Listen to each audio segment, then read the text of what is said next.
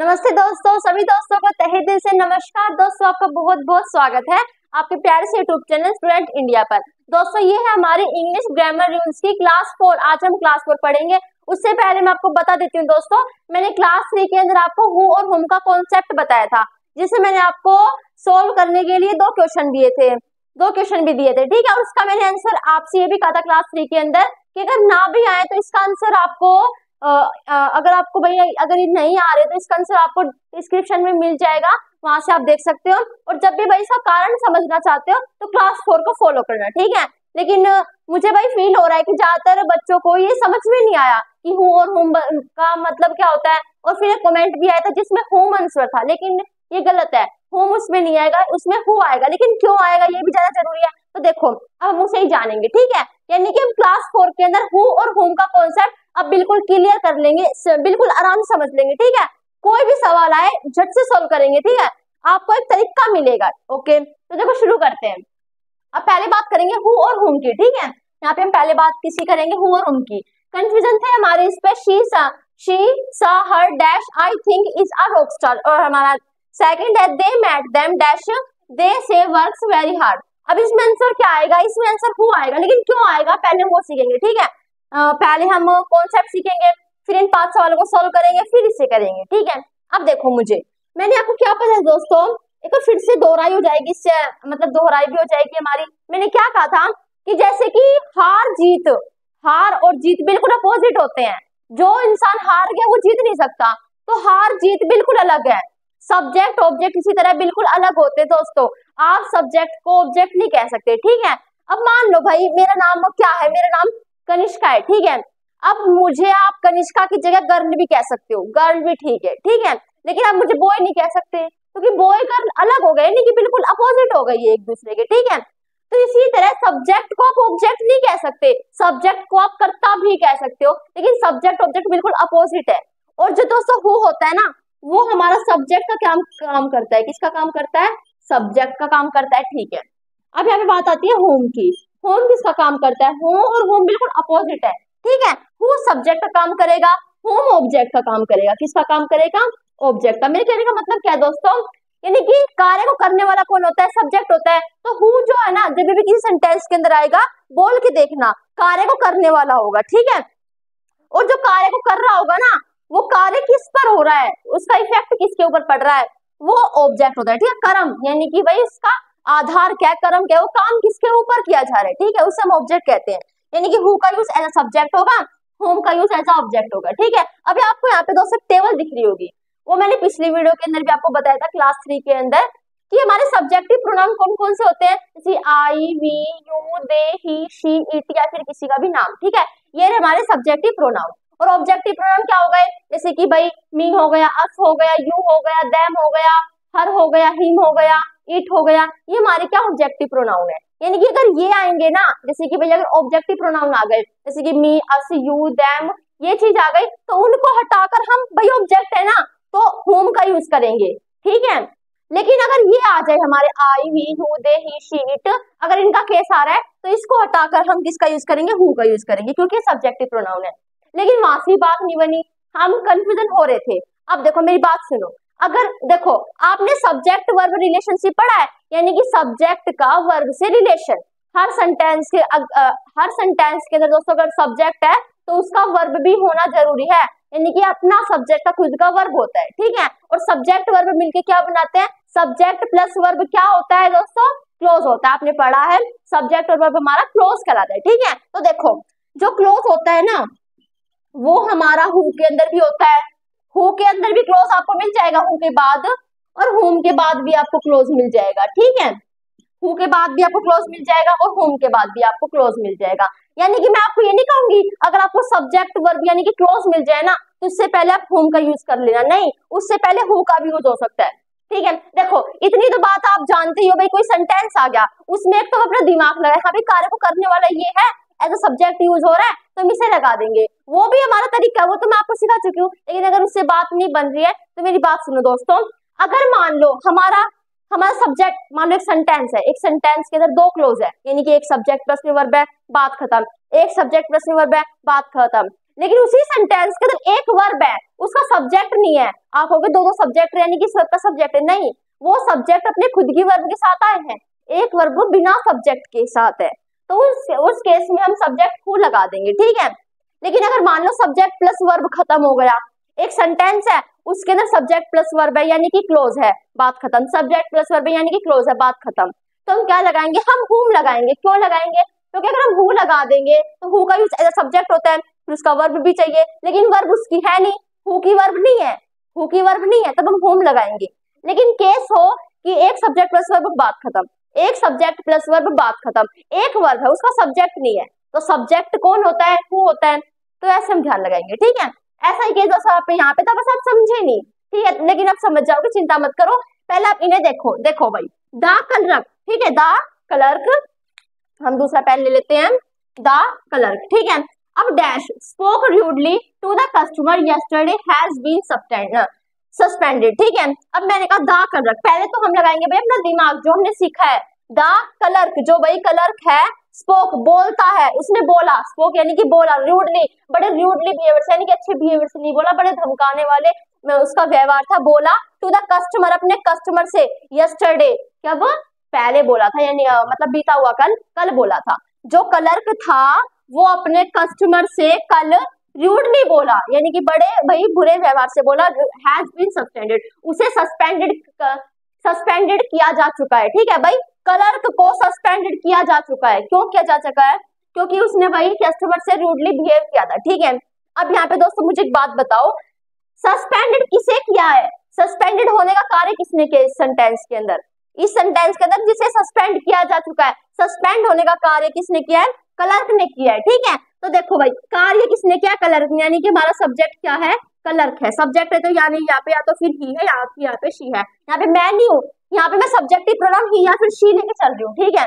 अब मुझे एक बात बताओ कि सस्पेंड होने का कार्य इसने किया, यानी कि सब्जेक्ट ये है, मैंने कहा द क्लर्क हु आएगा यहाँ पे, क्यों आएगा हु, क्योंकि मैंने कहा द क्लर्क जो, अब मैंने कहा जो बोला, स्पोक रूडली, जो रूडली बोला, उसे सस्पेंड कल किया जा चुका है, ठीक है भाई, क्लर्क जो रूडली अपने कस्टमर से बोला कल, उसे सस्पेंड किया जा चुका है, तो सस्पेंड करने होने का कार्य इसने किया है, तो कार्य करने वाला कौन होता है, क्लर्क होता है, ठीक है।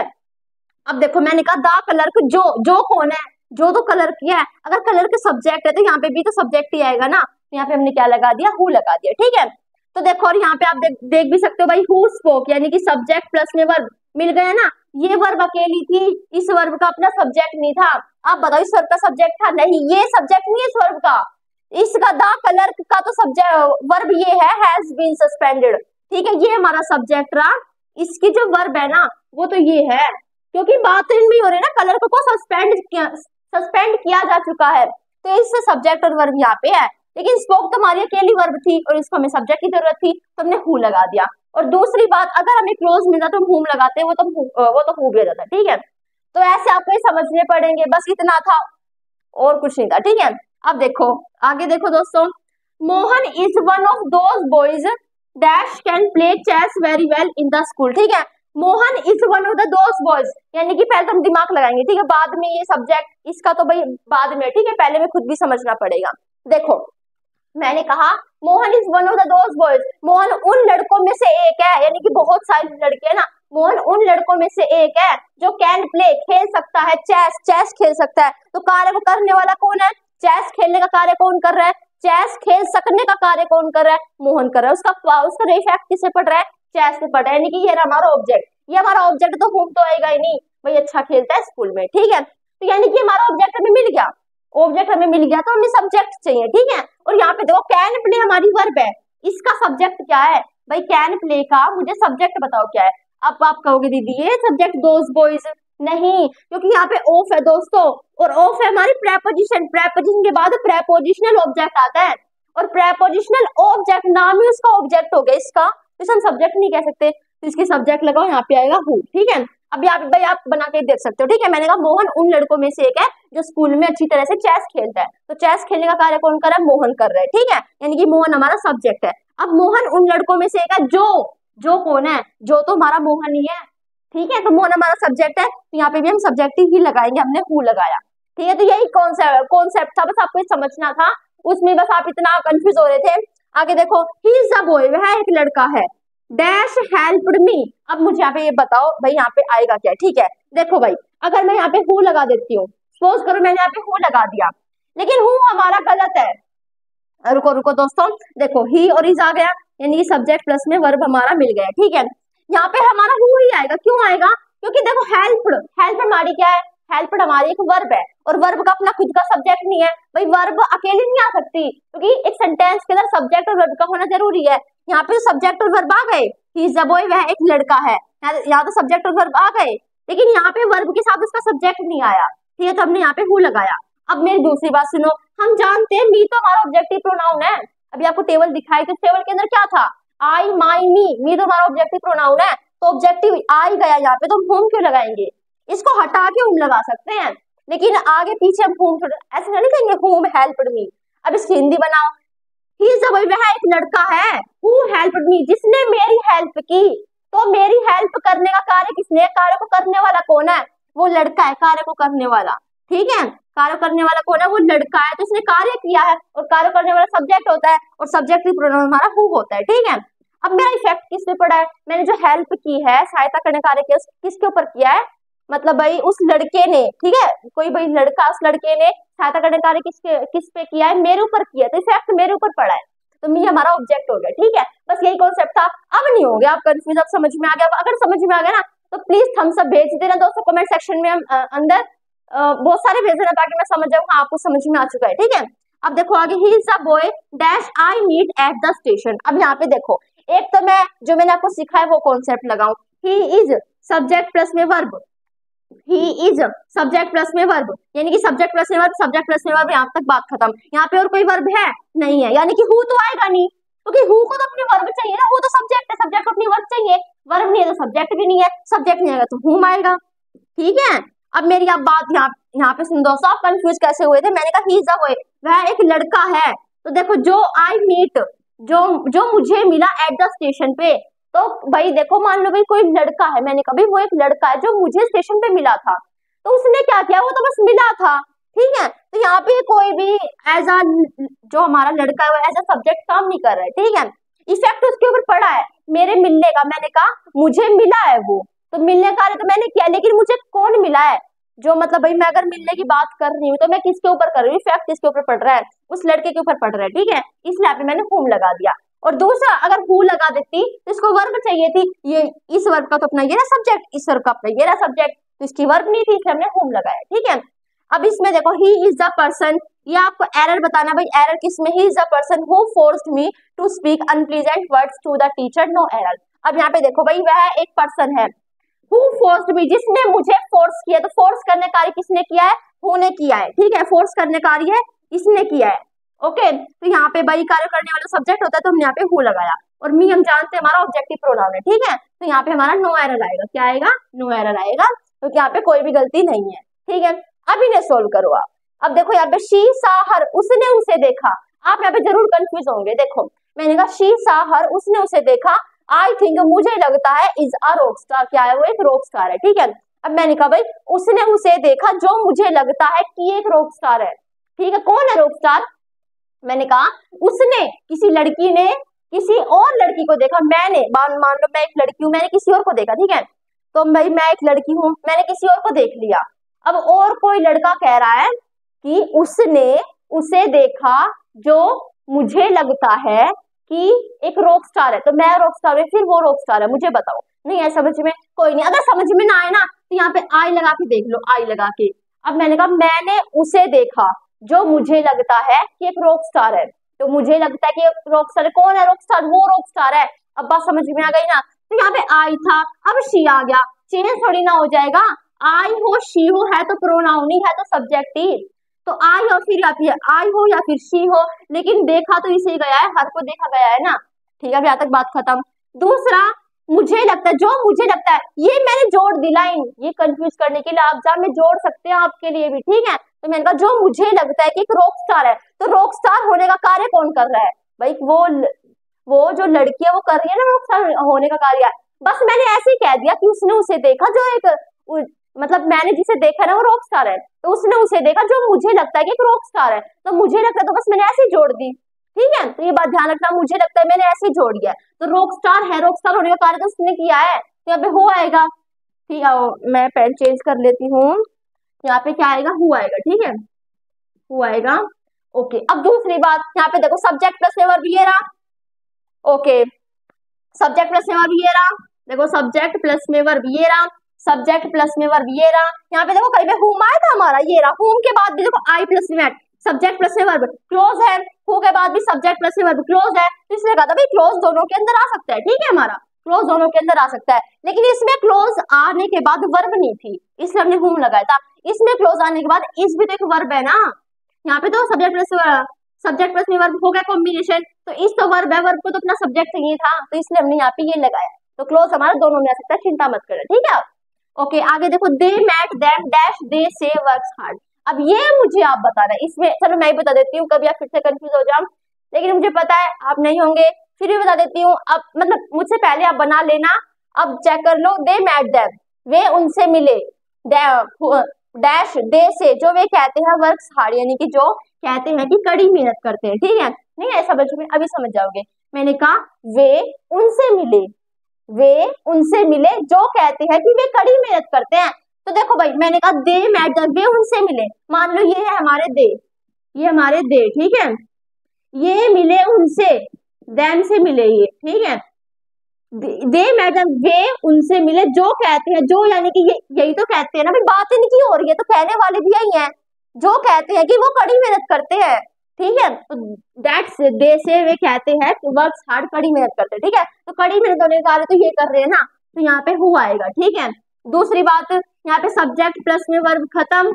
ओके, सब्जेक्ट प्लस में वर्ब खत्म। ओके, यहाँ पे वर्क्स हमारी वर्ब है, इसका सब्जेक्ट नहीं था, इसलिए हमने यहाँ पे हु लगाया। ठीक है, होम तो हम लगा ही नहीं सकते, क्यों नहीं लगा सकते, क्योंकि फिर इसको सब्जेक्ट चाहिए ना अपना, और सब्जेक्ट हमने ये बना रखा है। ठीक है, तो आशा करते हो आपको समझ में आया होगा हुआ होम का कॉन्सेप्ट। ये हमारा क्लास 3 का था, लेकिन क्लास 4 के अंदर और अच्छे से क्लियर हो गया। अब हम आगे पढ़ते हैं अपने अगले कॉन्सेप्ट, हमारा मतलब ईदर नीदर का कॉन्सेप्ट है, उससे हम सीख लेते हैं। देखो ईदर नीदर एनी नन, ठीक है, अभी सब सीख लेते हैं। अब इनका मतलब क्या होता है दोस्तों, ईदर का मतलब होता है दोनों में से कोई एक, मेरी बात ध्यान से सुनो दोस्तों, बिल्कुल छोटा सा है। ईदर का मतलब होता है दोनों में से कोई एक, नीदर का मतलब होता है दोनों में से कोई नहीं, आइदर नाइदर भी से कह सकते हैं। ठीक है, एनी का मतलब होता है बहुत सारों में से कोई एक, नन का मतलब होता है बहुत सारों में से कोई नहीं, इधर का मतलब होता है दोनों में से कोई एक, नीदर का मतलब होता है दोनों में से कोई नहीं, एनी का मतलब होता है बहुत सारों में से कोई एक, और नन का होता है बहुत सारों में से कोई नहीं। ठीक है, तो इनका मतलब ये था, अब आप समझ गए होंगे।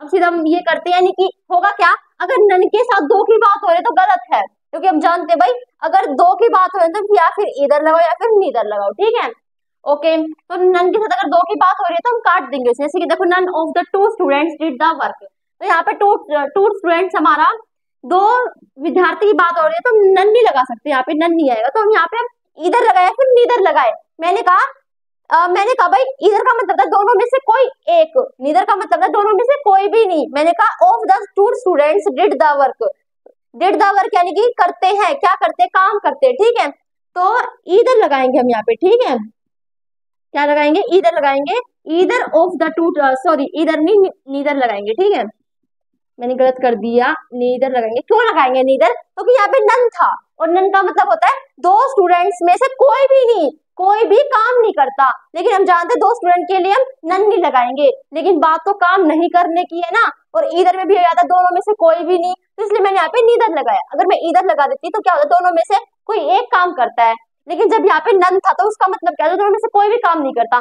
नन गलत था, नन गलत था, लेकिन नन जो सेंटेंस की हिंदी बना रहा है कि दोनों विद्यार्थी काम नहीं करते, वो ठीक था। ठीक है, सेंस ठीक था, जो हमारा नन था वो हमारा गलत आया था, हमारा बस नीदर आता उसकी जगह। ठीक है, नहीं तो जो सेंस बन रहा था नन के केस में वो भी ठीक था, तो क्योंकि नन भी नेगेटिव बता रहा था और नीदर भी नेगेटिव बताते हैं। Okay, mister Dozen had 3 sons, neither of them is hard working. ठीक है, ये बात ध्यान रखना दोस्तों, इधर नीदर का केस आ जाए ना तो हमेशा सिंगुलर वर्ब का यूज होगा, कभी भी प्लूरल वर्ब का यूज नहीं होगा। ठीक है, अब ये बात ध्यान से सुनो दोस्तों, mister Dozen had 3 sons, mister Dozen के क्या है, 3 बेटे हैं, 3 सन्स है, neither of them is hard working, कोई भी काम नहीं करता। ठीक है, देखो देम किसके लिए आता है, they, their, them, they, their them किसके लिए आता है भाई, दो हो या फिर दो से ज्यादा हो, ठीक है, लेकिन एक के लिए ये नहीं आता, एक से ज्यादा के लिए आता है, तो दो के लिए भी आ सकता है।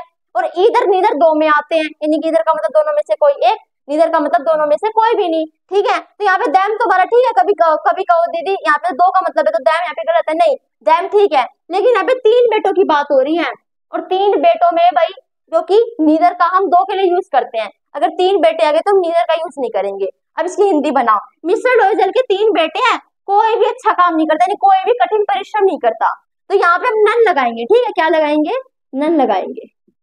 समझ में आया क्या लगाया हमने, नन लगाया है। और यहाँ पे इज हमारी दैम के लिए नहीं आई, कभी सोचो दैम के लिए चाहिए, दैम तो हमारा ऑब्जेक्ट है, और ऑब्जेक्ट अकॉर्डिंग कौन सी वर्ब आने लग गई, ठीक है। तो यहाँ पे आप समझ गए होंगे भाई मिस्टर लोजल के तीन सन्स है, नन का यूज हम किसके लिए करते हैं, जब दो से ज्यादा हो उनमें से कोई भी ना हो, ठीक है, कोई भी काम नहीं करता। ओके, अब आगे देखो, any of the two students will complete the project. अब मुझे दो स्टूडेंट के लिए एनी का यूज नहीं करते, ठीक है, विल मैंने कहा भाई any of the to student, दोनों स्टूडेंट्स में से कोई एक ने प्रोजेक्ट कंप्लीट करा होगा, ठीक है। तो यहाँ पे भाई दो स्टूडेंट्स के लिए मैंने यूज नहीं करते, तो हम यहाँ पे लगाएंगे ईदर, ठीक है। None of the pens is are working, ठीक है, तो यहाँ पे भाई देखो नन भी ठीक है, बहुत सारे पेन्स है वो भी ठीक है, लेकिन यहाँ पे इज आएगा फिर आ रहेगा, देखो भाई यहाँ पे बेशक पेन्स हो, लेकिन यहाँ पे ऑफ है, ऑफ होती है हमारी प्रेपोजिशन, और प्रेपोजिशन के बाद प्रेपोजिशनल ऑब्जेक्ट आता है। फिर आपने कहा भाई दीदी ये फिर हमारा क्यों नहीं है प्रेपोजिशनल ऑब्जेक्ट, क्योंकि हम जानते हैं तो हमारी वर्ब है, और वर्ब की तो बात हो रही है ना वो किसके अकॉर्डिंग आएगी, तो इसे हम क्यों ले प्रेपोजिशनल ऑब्जेक्ट की श्रेणी में, ठीक है। अब देखो अगर प्रेपोजिशनल ऑब्जेक्ट है इसका नाम ही ऑब्जेक्ट हो गया, अगर ऑब्जेक्ट है तो ये सब्जेक्ट नहीं हो सकता, और वर्ब अकॉर्डिंग टू सब्जेक्ट आती है, तो वर्ब आई नन के अकॉर्डिंग। पेन में से कोई भी काम नहीं कर रहा, भाई कोई भी पेन काम नहीं कर रहा है, तो इसलिए हम यहाँ पे इज लगाएंगे, ठीक है, क्या आएगा, इज आएगा। अब देखो कंफ्यूजन क्या होता है हमारा, इन तीन पे कंफ्यूजन होता है, एक बार सीख लो। Neither of them went to the cinema, अब मान लो ऑप्शन में आ जाए, ए ऑप्शन आ जाए नीदर देम, नीदर वेंट, ठीक है, नीदर वेंट, और बी ऑप्शन आ जाए नो इम्प्रूवमेंट, यानी कि बिल्कुल सही है, नो इम्प्रूवमेंट, कोई भी एरर मत करो, ठीक है। तो आप क्या करोगे, नीदर वेंट करोगे या फिर नीदर ऑफ देम करोगे, आपको नो इम्प्रूवमेंट करना है, जबकि ये भी हमारा ठीक है, हम नीदर वेंट भी लिख सकते हैं और नीदर ऑफ देम भी लिख सकते हैं, लेकिन नो इम्प्रूवमेंट ज्यादा बेहतर रहेगा, क्यों रहेगा, क्योंकि देखो हमने अभी तक पढ़े हैं ना, तो नीदर के बाद ऑफ आया है, और ये मतलब हर जगह नीदर के बाद ऑफ तो आता ही आता है, ठीक है, ठीक तो ये भी है, लेकिन ज्यादा जो बेस्ट है ना वो ये है, क्योंकि इसमें दैम की बात हो गई ना, इसमें तो सीधा कह दिया neither went to the cinema, कोई भी सिनेमा नहीं गया, यानी कि दोनों में से कोई भी सिनेमा नहीं गया, लेकिन दोनों की सी बात हो गई, डैम में तो आ गए ना, नीदर ऑफ देम, दोनों में से कोई भी नहीं, कोई भी सिनेमा नहीं गया, ठीक है। मैं कहती हूँ neither went to the cinema, तो ये भी ठीक है, लेकिन नीदर का मतलब है दोनों में से कोई नहीं, और यहाँ पे बात हो रही है नीदर ऑफ देम, दोनों में से कोई भी सिनेमा नहीं गया, तो इसमें बेहतर नो इम्प्रूवमेंट रहेगा, जबकि बोलने में हमारा ये भी आ जाता है, ये भी ठीक है, कोई गलत नहीं है, लेकिन बेटर ये वाला है, ठीक है। अब आगे देखो, both the wife and the husband were not on good terms. अब अगर आपने क्लास 3 देखिए दोस्तों, क्लास 2 फिर क्लास 3 के अंदर बोथ का कॉन्सेप्ट सिखाया था कि बोथ के साथ कभी भी एंड नहीं आएगा, क्योंकि बोथ का मतलब होता है दोनों, ठीक है, बोथ का मतलब क्या होता है, दोनों होता है, तो भाई सॉरी एंड आएगा, मैं क्या बोल गई, एंड आएगा, ठीक है, एज वेल एज ये चीज नहीं आती, as well as along with ये नहीं आता, बोथ के साथ एंड आता है, बोथ के साथ नोट नहीं आता, नोट की बात हो रही थी, सॉरी नोट, ठीक है, बोथ के बाद नोट नहीं आता, क्यों नहीं आता, क्योंकि बोथ का मतलब है दोनों, और नोट का मतलब है नहीं, दोनों में से कोई नहीं, अगर दोनों में से कोई नहीं तो नीदर का यूज करो ना, इसलिए बोथ के साथ हम नोट नहीं लगाए थे। और यहाँ पे देखो भाई, both the wife and the husband were not on good terms, ठीक है, और तो भाई यहाँ पे जो मैंने आपको कॉन्सेप्ट सिखाया ना वो भी ठीक है, ओके। अब यहाँ पे देखो, यहाँ पे बोथ के साथ नोट आ गया, बिल्कुल गलत है, बोथ के साथ नोट नहीं आ सकता, ठीक है, तो बोथ को हटा के क्या करूंगी, नीदर करूंगी, क्योंकि नीदर का मतलब हो गया दोनों में से कोई नहीं, ठीक है। अब करते हैं पेयर की बात, अभी मैं आपको इसके बाद एक कॉन्सेप्ट सिखाऊंगी दोस्तों, ईदर का पेयर और के साथ होता है, किसी सेंटेंस के अंदर ईदर आ रहा है तो सही बात है, लेकिन ईदर के साथ कोई और कंजंक्शन आएगा ना तो वो हमेशा और होगा, ठीक है।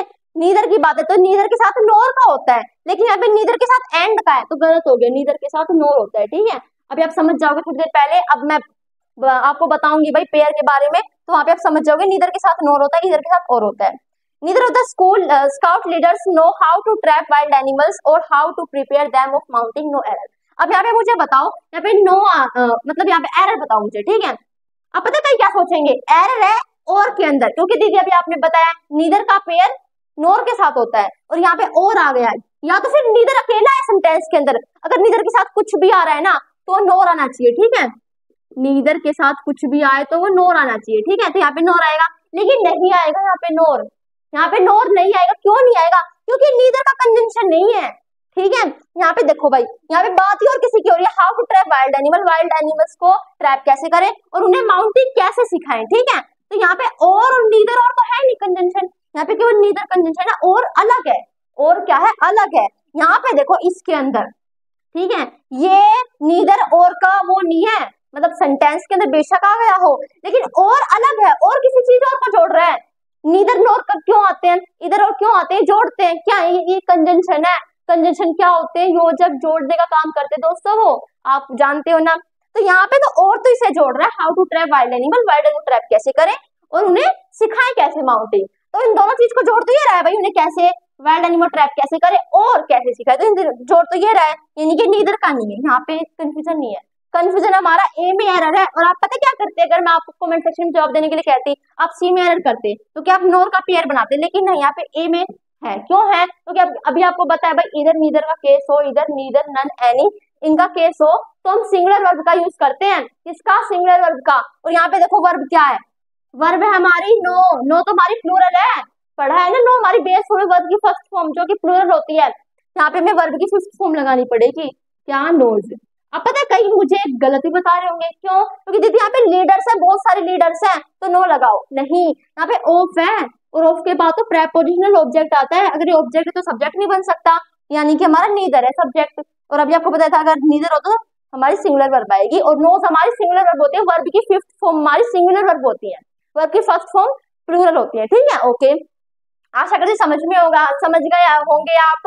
बिल्कुल छोटा सा कॉन्सेप्ट है, उसे और सीख लेते हैं। दोस्तों अभी तक बात हो रही थी कि ईदर नीदर एनी नन के साथ हमेशा सिंगुलर वर्ब आती है, लेकिन हमेशा नहीं, यानी कि मेरे कहने का मतलब है ईदर नीदर एनी और नन के साथ तो हमेशा वर्ब आती है, लेकिन अगर ये पेयर में आ जाए ना तो अकॉर्डिंग टू नियरेस्ट सब्जेक्ट के अकॉर्डिंग वर्ब आएगी, ठीक है। नहीं समझे? अभी समझाती हूँ। देखो अभी आपको क्या कहा था भाई, अगर किसी सेंटेंस के अंदर नीदर इधर अकेले आए हैं, एनी नन तो हमेशा अकेले ही आते हैं, लेकिन अगर ये चारों अकेले आए हैं तो इनके साथ हम सिंगुलर वर्ब का यूज करेंगे।